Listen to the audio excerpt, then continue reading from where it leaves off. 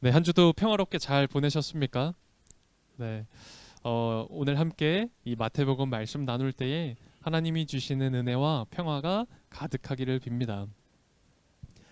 제가 지금까지 목회하면서 가장 많이 들었던 질문이 뭔지 아십니까? 제가 따져보니까 2008년부터 목회를 시작해서 약 15년간 사역을 해왔더라고요. 그동안 작은 어린아이, 영유아 유치부도 맡아서 해봤고요. 또 나이가 지긋한 권사님, 집사님들과도 사역하면서 나이 불문, 네, 연령 불문하고 가장 많이 들었던 질문이 있습니다. 예수님은 어떤 분이신가요? 하나님의 나라는 어떤 나라입니까? 라는 질문이 아니었어요. 의, 의외인가요?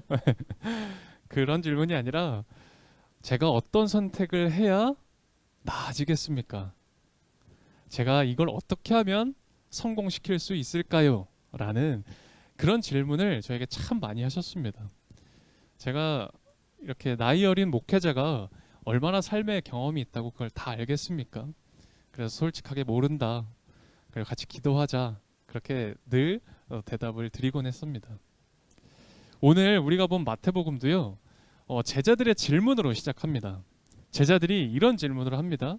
하늘나라에서 누가 가장 큰 사람입니까? 이 질문을 합니다. 이 질문 우리도 궁금하죠. 진짜 누가 클까? 누가 하늘나라에서 더 큰 힘 가지고 살아갈까? 우리도 궁금합니다.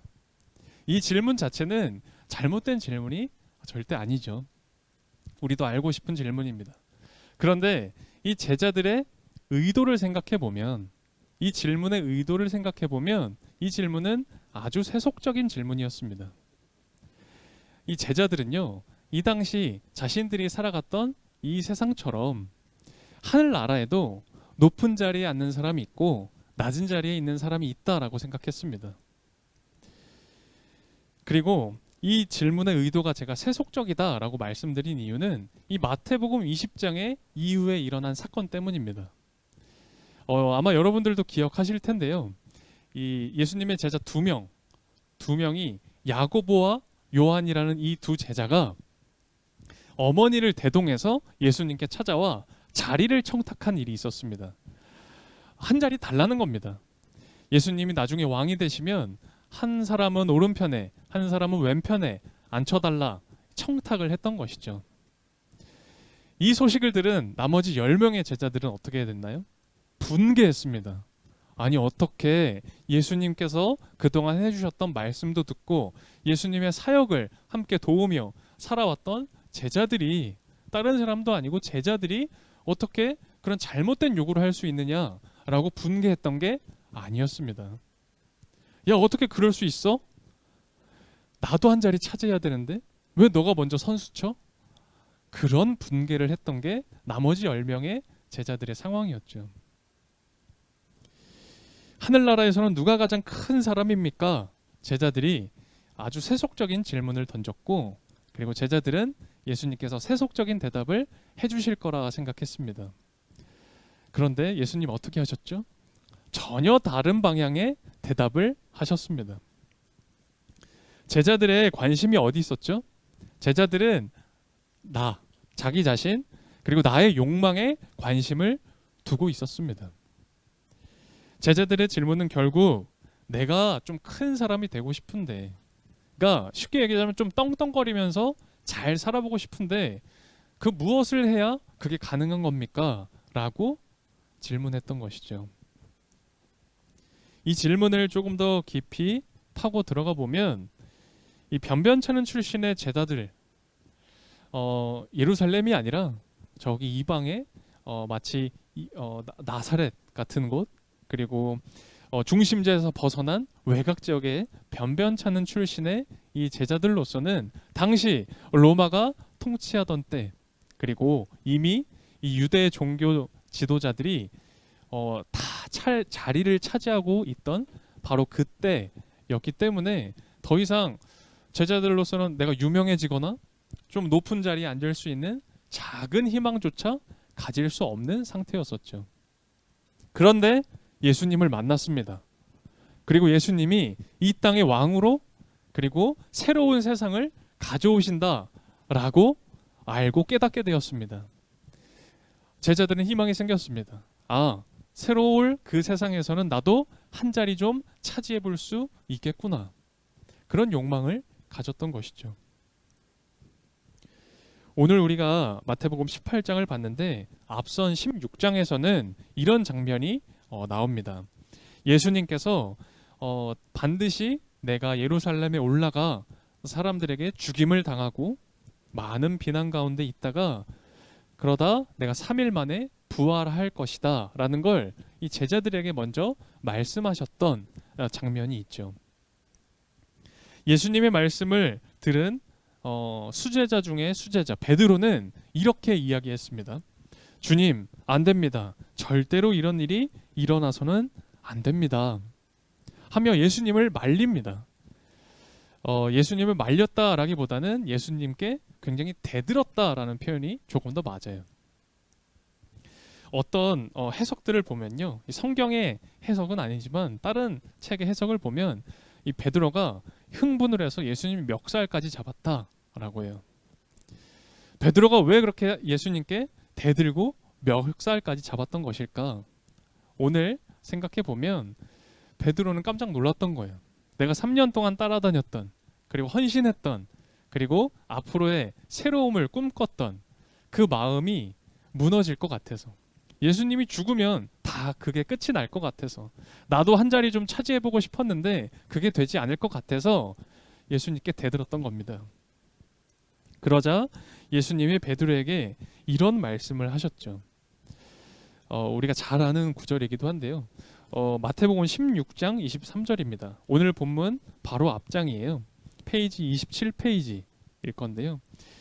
우리 마태복음 16장 23절, 이 23절은 다 같이 한 목소리로 읽어보면 좋을 것 같습니다. 같이 읽겠습니다. 시작.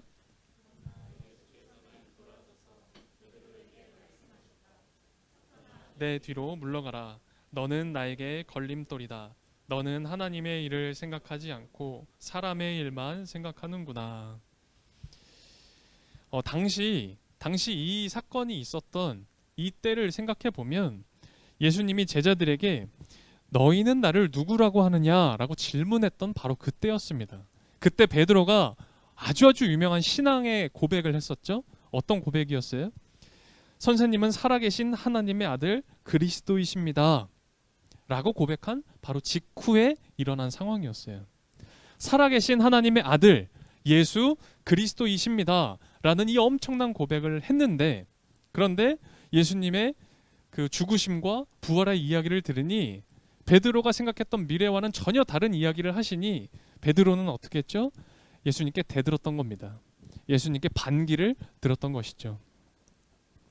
예수님께서는 베드로와 제자들에게 너희는 하나님의 일은 왜 생각하지 않고 사람의 일만 그렇게 생각하느냐라고 뭐라 하셨죠. 오늘 본문의 제자들도 사실은 마찬가지입니다. 이 제자들의 질문을 잘 보면요, 하나님의 일을 생각하기보다는 이 사람의 일만 생각합니다. 사실은 조금 더 솔직하게, 그래 우리들의 언어로 조금 더 표현해 보자면 이렇게 얘기해 볼 수도 있을 것 같아요. 사실 하나님이고 뭐고 잘 모르겠습니다.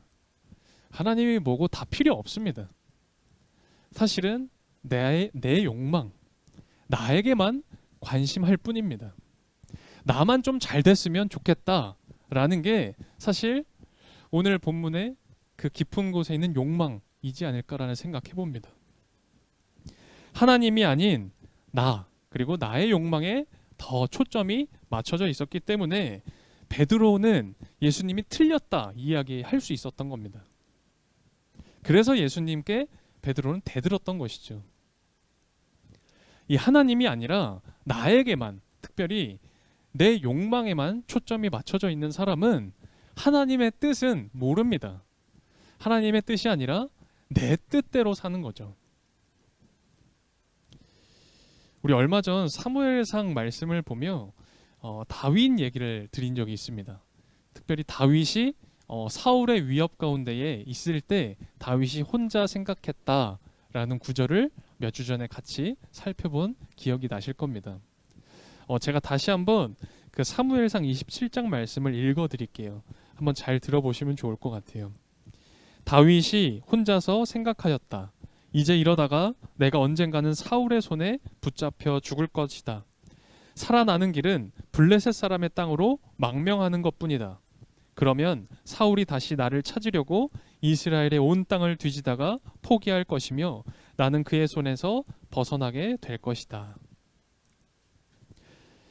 하나님과 늘 동행했고 하나님께 묻고 그리고 하나님의 뜻을 듣고 자신의 삶을 결정해 나갔던 다윗이 오늘 혼자 생각했습니다. 사울의 위협 가운데 자신의 목숨이 위험할 수 있는 그 상황 가운데 놓이자 다윗이 혼자 생각했습니다. 그리고 혼자 생각한 끝의 결론이 무엇이었습니까? 하나님이 아니라 다른 타국으로 가서 내 목숨을 구해야겠다라는 생각이었습니다. 그런데 사실은 이 다윗이 다른 나라로 망명을 한 거였거든요. 블레셋이라는 나라로 망명했는데 이 블레셋으로 망명한 것은 사실 아주 좋은 선택입니다. 우리가 생각해 보면 참 잘한 선택 아닌가라는 생각이 듭니다. 사울과 마주치면서 계속 거기서 위험을 초래하는 것보다는 사울과 만남을 차단하고 사울이 자신을 죽이려는 기회를 없앨 수 있도록 다른 나라 멀리 가는 것이 사실 굉장히 안전한 선택 아닙니까? 내 목숨이 위협을 당하고 있는데 계속 그 상황에 놓이게 하지 않는 것, 어찌 보면 당연한 선택, 상식적인 선택, 합리적인 생각 아닙니까? 그런데 이 합리적이고 상식적인 생각이 사실은 인간적인 생각에 불과할 뿐입니다. 이 망명을 한 이후에 다윗은 자신의 목숨은 부지했는지 모르겠습니다. 그런데 이 블레셋에 망명을 했다 보니까 블레셋과 이스라엘이 늘 전쟁이 있었는데 이제는 블레셋 편에 속하여서 자신의 동족을 죽일 위기에 처하게 됩니다. 이 다윗이 하나님의 뜻은 생각하지도 않고 하나님이 없이 자기 자신에게만 집중하여 생긴 그런 결과였죠. 아무리 합리적이고 상식적인 생각일지라도 모두가 다 야, 그 말, 그 생각 옳다, 그 생각이 좋다라고 할지라도 하나님과 분리되어 있다면 하나님과 분리된 생각과 욕망의 생각이라면 그건 잘못된 선택, 잘못된 결과를 불러올 수밖에 없습니다. 제가 너무 단호하게 얘기를 했나요? 어떻게 그럴 수 있나요? 안 그럴 수도 있는 거 아닌가요? 라는 마음의 질문이 생기진 않으십니까? 여러분 근데 그렇지 않습니다. 하나님과 분리된 그런 선택은 잘못된 선택일 수밖에 없습니다. 이렇게 모든 관심이 자기 자신에게만 집중해져 있는 이 제자들을 보시고 예수님께서 이 잘못된 방향을 다시 재조정할 수 있게 해주셨습니다. 그래서 예수님은 오늘 제자들을 다 불러서 앉히시고 그 가운데 어린아이를 세우셨습니다. 그 장면이 오늘 우리가 읽었던 마태복음 18장 본문이었죠. 마태복음 18장을 한번 다시 살펴보면 좋을 것 같습니다. 마태복음 18장 2절에서 5절까지의 말씀입니다. 우리 2절에서 5절은 조금 길긴 하지만요. 한 목소리로 읽어보면 좋을 것 같아요. 함께 같이 2절에서 5절 읽겠습니다. 예수께서 어린이 하나를 곁으로 불러서 그들 가운데 세우시고 말씀하셨다. 내가 진정으로 너희에게 말한다. 너희가 돌이켜서 어린아이들과 같이 되지 않으면 절대로 하늘나라에 들어가지 못할 것이다. 그러므로 누구든지 이 어린이와 같이 자기를 낮추는 사람이 하늘나라에서는 가장 큰 사람이다. 또 누구든지 내 이름으로 이런 어린이 하나를 영접하면 나를 영접하는 것이다. 아멘. 오늘 우리가 읽은 이 마태복음 본문을 통해서 우리가 주목하고자 하는 것은 예수님께서 과연 무엇에 깊은 관심을 두고 계시는가? 예수님께서는 과연 누구를 깊이 생각하고 계시는가라는 점입니다. 오늘 본문 전체를 읽어보면 어린아이, 나를 믿는 작은 사람들, 길을 잃은 어린 양 같은 사람들, 그들을 예수님께서 주목하고 계심을 우리는 보게 됩니다. 그리고 예수님의 이 말씀을 보며 우리가 무엇을 해야 할지를 보게 되는 것이죠. 오늘 본문에서 읽진 않았지만 그 이후 14절에서 예수님은 이렇게 우리에게 결론 내려주십니다. 마태복음 18장 14절, 우리 14절도 함께 읽어볼까요? 14절 한 목소리로 읽겠습니다. 이와 같이 이 작은 사람들 가운데서 하나라도 망하는 것은 하늘에 계신 너희 아버지의 뜻이 아니다. 아멘. 제자들의 질문과 그 예수님의 대답은 너무 큰 차이가 있는 것 같습니다. 제자들은 나를 위한 성을 쌓기를 원했습니다. 그런데 예수님은 이 작은 사람들을 관심하고 주목하셨습니다. 자신을 믿는 이 작은 사람들을 더 살피고 섬기길 원하셨습니다. 사랑하길 원하셨죠. 아니, 사실은 이 작은 사람들을 위해서 살아가길 바라셨습니다. 그것이 너희 하늘 아버지께서 바라시는 뜻이다 라고 하셨고, 그리고 이 작은 사람들을 살피고 사랑하고 그 사람들을 위해 살아가는 것이 큰 사람이다 라고 말씀하십니다. 하나님의 뜻과 분리되어서 살아왔던 나의 뜻, 나의 욕망, 그것만 쫓아왔던 나의 삶을 이제는 그치고 하나님의 뜻을 쫓을 수 있는 목사, 하나님의 뜻을 쫓는 성도, 하나님의 뜻을 쫓아가는 교회가 되어야 합니다. 말씀하셨던 대로 이 하나님의 뜻을 이어서 사는 것이, 하나님의 뜻을 이어서 우리가 매일매일을 살아가는 것이 하나님께서 원하시는 삶이고, 그리고 우리가 나아가야 할 삶의 방향입니다. 오늘 이 본문에서 우리가 제자들의 모습을 살펴보았습니다. 또 예수님의 말씀도 들었죠. 혹시 제자들의 모습에서 나의 모습이 보이진 않으셨습니까? 저는 이 제자들의 모습을 보는데 참 나갔다, 참 내 마음이 여기 있었구나, 이런 생각이 들면서 오늘 말씀을 준비하는 참 부끄러움이 들었습니다. 여러분, 이제는 하나님의 뜻을 있는 힘을 다해 쫓았으면 좋겠습니다. 하나님의 뜻을 따라 살았으면 좋겠습니다. 있는 힘을 다해 말입니다. 또 그 뜻에 순종하려고 하는 우리들이 되길 바랍니다. 하나님의 계획 가운데 있는 여러분, 우리 모두는 다 하나님의 계획 가운데 있습니다. 여러분, 그걸 믿으시죠? 정말 확신하고 계시죠? 우리가 정말 하나님이 기뻐하시는 한 사람의 교회로 그렇게 계획되고 세워졌으면 좋겠습니다. 건물이 교회가 아니잖아요. 우리 마음이 교회 아닙니까? 우리 마음의 교회가 그렇게 정말 세워졌으면 좋겠습니다.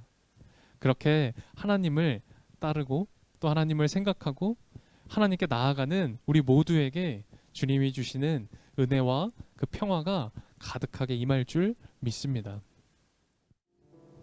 주님, 우리에게 새날을 허락하시고 삶의 신비를 헤아리게 해주십시오. 순간마다 깨어있게 해주시고 삶의 맛을 느끼게 해주십시오.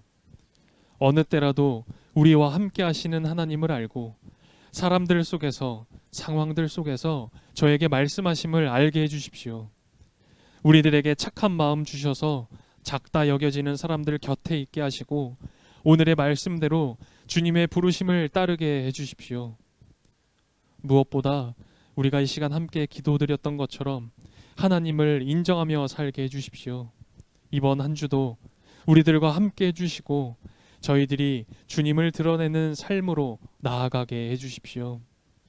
이 시간 교회의 모든 마음과 정성을 담아 주님께 봉헌드립니다. 드린 모든 손길과 마음을 받아주십시오.